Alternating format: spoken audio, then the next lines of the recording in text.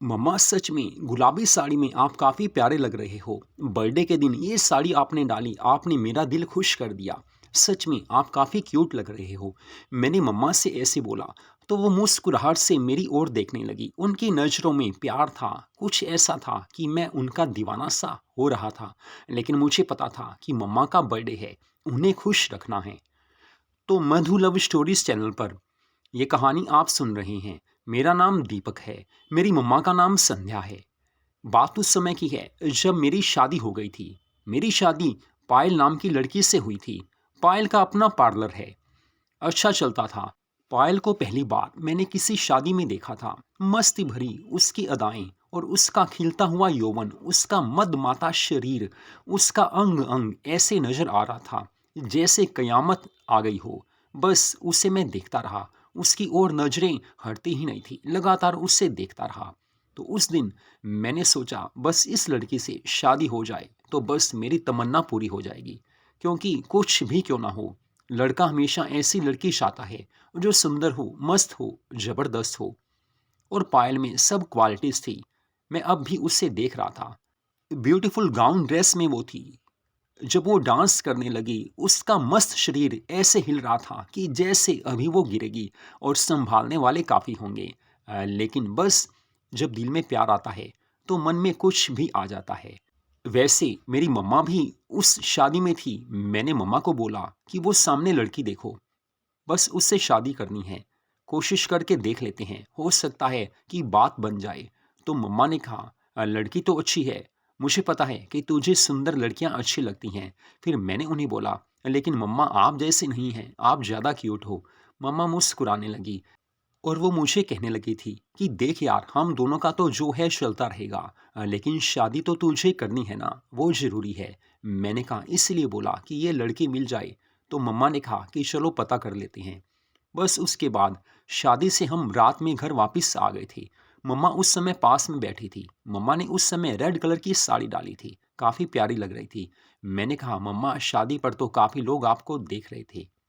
तो मम्मा कहने लगे, बस लोगों का काम ही यही है, उन्हें चाहिए क्या, कोई औरत मिल जाए, कोई लड़की मिल जाए, उसकी ओर हर कोई देखने लगता है। लेकिन वैसे भी मैं आज ज़्यादा मेकअप करके गई थी। तो मैंने कहा, मम्मा, आपने सही किया, क्योंकि शादियों में ऐसे ही बन संवर कर जाना चाहिए। फिर मैंने मम्मा से कहा कि उस लड़के के बारे में पता कर लेते हैं। तो मम्मा कहने लगी कि हाँ, तूने बताया था, पता कर लेते हैं। वैसे मैंने किसी को बोला है कि सारी डिटेल उसके बारे में पता करके दे दो। तो मम्मा को मैंने कहा, मम्मा थैंक्स। तो मम्मा कहने लगी, अरे यार, थैंक्स की क्या बात है, बस अब सोने लगी हूँ। तो मम्मा कहने लगी, तू भी यहीं सो जा। मैंने कहा, नहीं, अभी मुझे लैपटॉप पर काम करना है, क्योंकि आज दिन में भी काम नहीं हुआ। शादी की वजह से ऑफिस का काम रुक गया था। तो मम्मा कहने लगी कि चलो ठीक है, तुम्हें अपना काम करना है तो करो, लेकिन मुझे तो नींद आ रही है। अंगड़ाइयाँ सी लेती हुई मम्मा कहने लगी, ओके, गुड नाइट बेटा।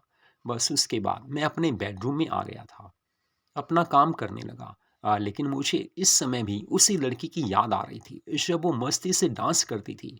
बड़े बड़े उसके नजर आते थे। हो ही जाता है मन में सब कुछ, क्योंकि जिस लड़की का हर अंग प्यारा हो, दिखने में खूबसूरत हो, मस्ती भरी उसकी अदाएं, बिखरे बाल, दिल तो ऐसा उसका दीवाना हुआ कि सारी रात उसको याद करता रहा। नींद कब आई पता नहीं चला। सुबह नहा धोकर फ्रेश होकर मैं उसके बाद नाश्ता करके मम्मा के पास ही बैठा था। मैंने मम्मा से फिर कहा कि मम्मा प्लीज़ यार, अपनी फ्रेंड से पता करना। तो वो कहने लगी, अरे यार, तुझे बोला ना। फिर मैंने कहा, ओके मम्मा, लव यू। वो मुझे गले से लगाकर कहने लगी, ओके दीपक, अब ऑफिस जाओ। मैं ऑफिस आ गया था। तो दोपहर को मम्मा का फ़ोन आया, दीपक ऑफिस से थोड़ा जल्दी आ जाना, मुझे कुछ शॉपिंग करनी है। मैंने कहा, ओके मम्मा। मैं जल्दी घर चला गया था। मम्मा कहने लगी कि बस कुछ ड्रेसेस लेनी हैं, आगे एक दो पार्टीज आ रही हैं, मिनी ड्रेस लेनी है। मैंने कहा, मम्मा वाओ, मिनी ड्रेस में तो आप काफ़ी अच्छी लगती हो। तो मम्मा कहने लगी कि बस जैसी पार्टी है वैसी ड्रेस डालनी ही पड़ती है। तो मम्मा को मैं शॉपिंग के लिए ले गया था। जब हम रात को वापस आई तो मैंने कहा, मम्मा, आपकी फ्रेंड का फ़ोन आया था, उस लड़की के बारे में पता किया? तो वो कहने लगी, मैं अभी फ़ोन कर लेती हूँ। तो मम्मा ने अपनी फ्रेंड को फ़ोन मिला लिया था। सारी डिटेल उन्होंने बता दी थी।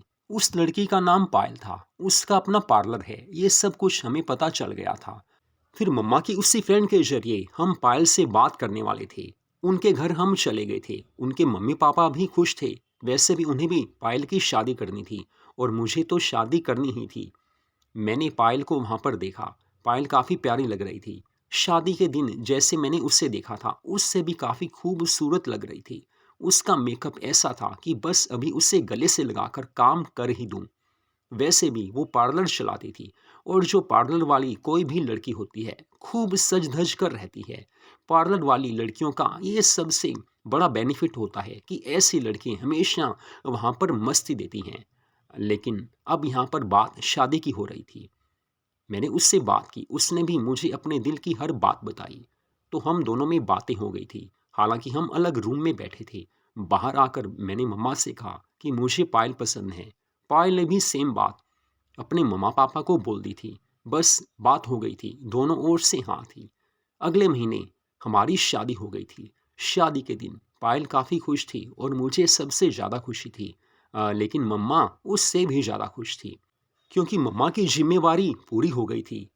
पापा, जो कि पहले हमारे साथ ही रहते थे, ना जाने किन वजह से उन्होंने मम्मा से डाइवोर्स ले लिया था। मुझे इसके बारे में मम्मा ने ज़्यादा बताया नहीं था क्योंकि उस समय मैं छोटा था। मेरी सारी परवरिश मम्मा ने ही की थी। मम्मा जॉब करती थी लेकिन फ़िलहाल वो घर पर ही थी। सारी ज़िंदगी उन्होंने मेहनत की थी लेकिन अभी वो लगता नहीं था कि उनकी एज काफ़ी ज़्यादा है। मैंने कई बार मम्मा को और पायल को इकट्ठे बैठे देखा तो ऐसा ही लगता था कि बस दोनों क्लोज़ फ्रेंड्स हैं या दोनों बहनें हैं। हाँ, मम्मा बड़ी बहन लगती थी, लेकिन पायल छोटी बहन लगती थी। लेकिन मुझे तो दोनों से काम था और दोनों काम मुझे करना पड़ता था।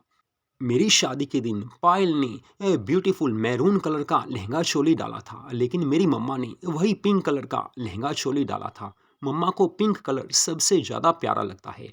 उनकी ड्रेसेस ज़्यादा पिंक कलर की ही होती हैं। हालांकि वो सब कुछ डालती हैं। लेकिन मैंने उस दिन देखा कि मम्मा काफ़ी खुश हैं। मुझे अच्छा लगा कि चलो मम्मा की सबसे बड़ी जिम्मेवारी पूरी हो रही है। शादी की सब रस्में पूरी हो गई थी। सारा कुछ हो चुका था।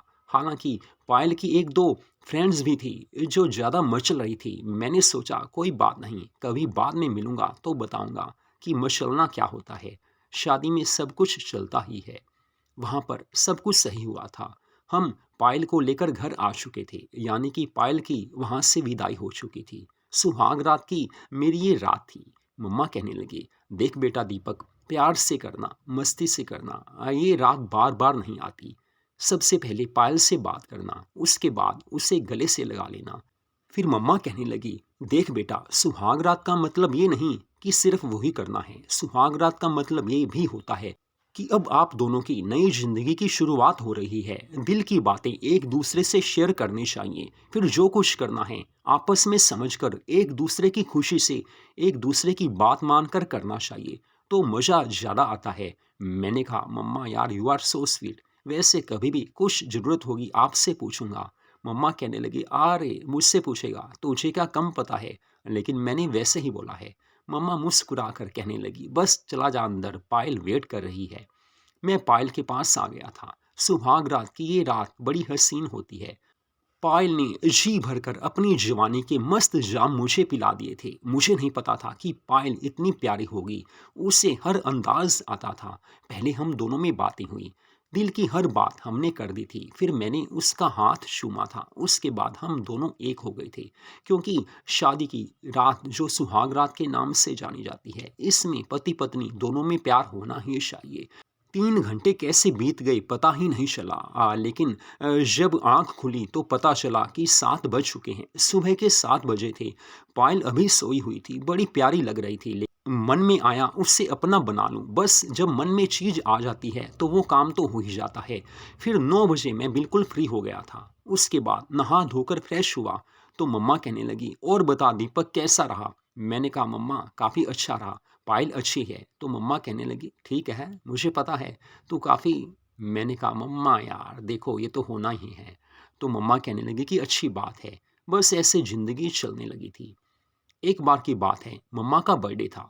मम्मा को मैंने बोला था कि आपका ये बर्थडे सेलिब्रेट ज़रूर करना है। तो वो कहने लगी, अरे नहीं यार, पहले कभी नहीं किया तो अब क्यों करना है। पहले भी नॉर्मल ही सब कुछ होता है। तू और मैं दोनों ही तो होते हैं। मैंने कहा, नहीं मम्मा यार, आपका ये बर्थडे सेलिब्रेट ज़रूर करना है। तो मम्मा मान गए थे। बड़ा प्यारा सेलिब्रेशन हमने घर पे ही किया था। कुछ गेस्ट आए थे, ज़्यादा नहीं। लेकिन मम्मा उस दिन काफ़ी क्यूट लग रही थी, काफ़ी प्यारी लग रही थी।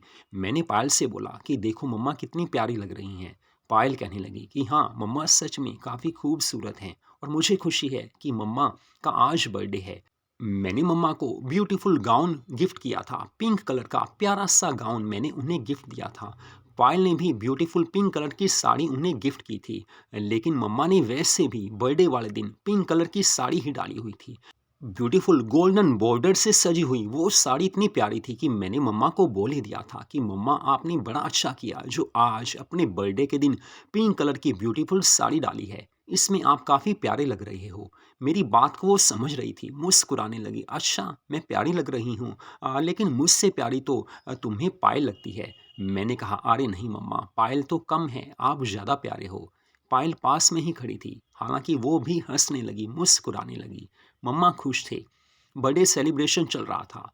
केक काटा गया। मम्मा को सबसे पहले मैंने ही केक खिलाया था। वो खुश थी, उन्होंने मुझे भी केक खिलाया था। बस ऐसे ज़िंदगी चलने लगी थी। लेकिन उसके कुछ दिनों बाद पायल का भी बर्थडे आ गया था। पायल का बर्थडे भी मैंने बड़े अच्छे से मनाया था। सेलिब्रेशन घर में ही हुआ था। पायल की कुछ फ्रेंड्स भी आई थी। लेकिन उस दिन मम्मा इतनी प्यारी लग रही थी कि पायल की चमक भी उस दिन फीकी पड़ गई थी। पायल की काफ़ी फ्रेंड्स ने पायल को बोला था कि तुम्हारी मदर इन लॉ कुछ ज़्यादा प्यारी लग रही हैं। सच में ऐसी लेडी हमने कभी नहीं देखी। मम्मा सच में उस दिन ऐसी प्यारी मस्त सजी धजी हुई थी कि दिल करता था कि अभी, लेकिन क्या करती। तो हर कोई मम्मा की तारीफ ज़्यादा कर रहा था, पायल की तारीफ इतनी हो नहीं रही थी। तो ये चीज़ पायल को बुरी सी लगी। बस इसके बाद वो दिन हमारी ज़िंदगी में आ गए थे कि दोनों में झगड़े से होने लगे थे। लेकिन पायल ने मुझे उस दिन जब ये बोला कि बस अब हमें अलग होना है, मैं यहाँ इनके साथ नहीं रह सकती, मुझे काफ़ी बुरा लगा। मैंने कहा अरे यार पायल, घर में कुछ ना कुछ चलता रहता है लेकिन अलग होना सही नहीं है। लेकिन पायल अपनी ज़िद पर अड़ चुकी थी और मुझे पायल की ज़िद के आगे हारना पड़ा। हम दोनों मम्मा से अलग हो गए थे। पायल के मम्मी पापा का यानी कि मेरे सास और ससुर का एक घर और था जो खाली पड़ा था। हम दोनों वहीं शिफ्ट हो गए थे। ज़िंदगी अच्छे से चलने लगी। मम्मा से फ़ोन पर बात हो जाती थी। कभी कभी उनको मैं मिलने चला जाया करता था, लेकिन बाद में मिलना बंद हो गया। सिर्फ फ़ोन पर बात होती थी। कहते हैं कि पत्नी के प्यार के चक्कर में पड़कर आजकल के लड़के माँ को भूल ही जाते हैं। मेरे साथ भी कुछ ऐसा ही हो रहा था। पायल की मस्त अदाओं का मैं ऐसा दीवाना था कि ऑफिस से आकर बस पायल को पकड़कर शुरू हो ही जाता था।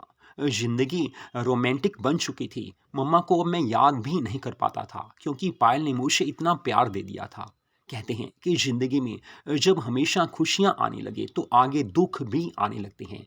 तो इसी बीच में मम्मा काफ़ी बीमार पड़ गई थी। मुझे किसी का फ़ोन आया कि मम्मा काफ़ी दिनों से बीमार हैं। सर्दियों के दिन थे। मैंने कहा अरे यार पायल, मम्मा काफ़ी बीमार हैं। तो वो कहने लगी आपको जाना चाहिए। मैंने कहा हाँ जाना तो चाहिए था, लेकिन मम्मा ने नहीं बताया, किसी और ने बताया है। तो पायल कहने लगी अरे यार फिर क्या है, आपकी मम्मा हैं वो। अब पायल भी समझ रही थी कि जब मम्मा बीमार हैं तो पता तो करने जाना ही चाहिए। मैं चला गया था। मम्मा उस समय बेडरूम में थी। मैंने कहा मम्मा कैसे हो। वो कहने लगी कि बस जिंदगी चल रही है। अब तू तो आता नहीं, पायल भी नहीं आती, लेकिन मुझे जैसा भी हो ज़िंदगी तो जीनी है। उस समय मम्मा काफ़ी बीमार थी। उनको काफ़ी तेज बुखार था। वैसे मेडिसिन वो ले आए थे। मैं 2 घंटे वहाँ उनके पास बैठकर आया था। उसके बाद मैं वापस आ गया था। ऐसे ही मैं बीच बीच में जाया करता था। मम्मा ठीक हो गई थी, लेकिन फिर मैंने जाना बंद कर दिया था। तो बस करवा चौथ आगे आने वाला था। पायल से मैंने कहा कि पायल, करवा चौथ के दिन ब्यूटीफुल सेक्सी सी ड्रेस डालना। तो पायल कहने लगी वो तो मैं डालूंगी ही। लेकिन पायल का उन दिनों में पार्लर का सीजन था, काफ़ी ज़्यादा काम था। पायल काफ़ी ज़्यादा बिजी हो गई थी। फिर मैंने सोचा मम्मा के पास भी एक बार होकर आता हूँ। मम्मा के पास बिना पायल को बताए मैं चला गया था। हालांकि मम्मा भी करवा चौथ का व्रत रखती हैं। मैंने मम्मा से कहा कि मम्मा कैसे हो। वो कहने लगी कि बस ठीक हूँ, लेकिन प्लीज़ यार कभी फ़ोन तो कर लिया कर, चोरी से आ ही जाया कर। तो मम्मा को मैंने बोला अब करवा चौथ आने वाला है, क्या डालोगे। वो कहने लगी जो तू लेकर देगा अब वही डाल लूँगी। तो मैंने कहा चलो फिर। मम्मा मेरे साथ मार्केट चली गई थी। मैंने उन्हें प्यारा सा गाउन गिफ्ट किया था, बैकलेस गाउन था, पिंक कलर का स्पार्कल वाला वो गाउन था। मम्मा ने देखा, कहने लगी, सच में तेरी चॉइस अच्छी है। मैंने कहा, मम्मा आप पिंक डालती हो तभी आपको बताया है। सभी ड्रेस मम्मा पिंक ही लेती थी, हालांकि और ड्रेसेस भी डालती थी, लेकिन पिंक कलर मम्मा का फेवरेट था। बस करवा चौथ का दिन भी आ चुका था। मैंने पायल से बोला कि देखो पायल, मम्मा के पास चलते हैं, तुम पूजन वहीं कर लेना। तो पायल ने कहा कि चलो सही बात है, वैसे भी यहाँ मुझे कोई ज़्यादा लोग जानते नहीं हैं, क्योंकि इस एरिया में हमें कोई ज़्यादा लोग जानते नहीं थे। उसके बाद शाम को पायल को लेकर मैं मम्मा के यहाँ चला गया था। मम्मा उसी पिंक गाउन में थी, कितनी प्यारी लग रही थी, क्यूट लग रही थी। पायल ने मम्मा को देखा, कहने लगी, सच में मम्मा आप कितनी कयामत नजर आ रहे हो, काफ़ी प्यारे हो आप। इस समय भी पायल की चमक कुछ फीकी सी थी। मम्मा ने मुझे देखा, बस मस्ती भरे अंदाज में कहने लगी, दीपक कैसे हो?" मैंने कहा, "मम्मा ठीक हूँ।" बस शाम की पूजा हुई और उसके बाद हम तीनों बैठे हुए थे।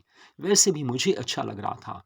हम तीनों डिनर करने के लिए होटल में गए थे। मम्मा काफ़ी ज़्यादा खुश थी, क्योंकि बेटा और बहू पास में हो तो मम्मा को खुशी होगी ही होगी। वापसी पर पायल कहने लगी, पहले मुझे तुम यहाँ उतार दो, फिर मम्मा को घर छोड़कर आ जाना। मैंने पायल को घर में छोड़ दिया था और मम्मा को उनके घर छोड़ने चला गया था। मम्मा घर में गई तो कहने लगी, बस थोड़ी देर आकर बैठो तो सही। उस समय रात के 11 बजे हुए थे। मम्मा वही खूबसूरत लग रही थी। फिर मम्मा कहने लगी, कॉफ़ी पीकर जाना। मैंने कहा, जी मम्मा आप जैसा कहो। हम दोनों कॉफ़ी पीने लगे थे।